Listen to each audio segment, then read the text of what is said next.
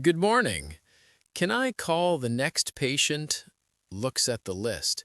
Mr. Sor-ree-oh? Whispers.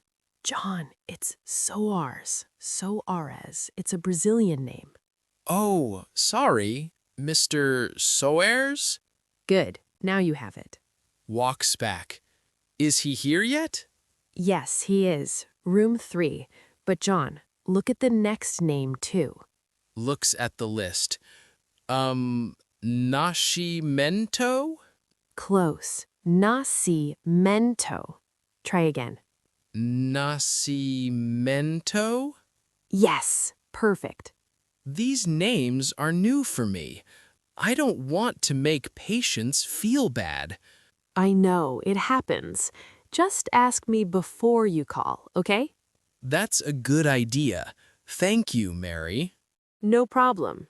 Patients feel more comfortable when we say their name right. You're right. It's a small thing, but it's important.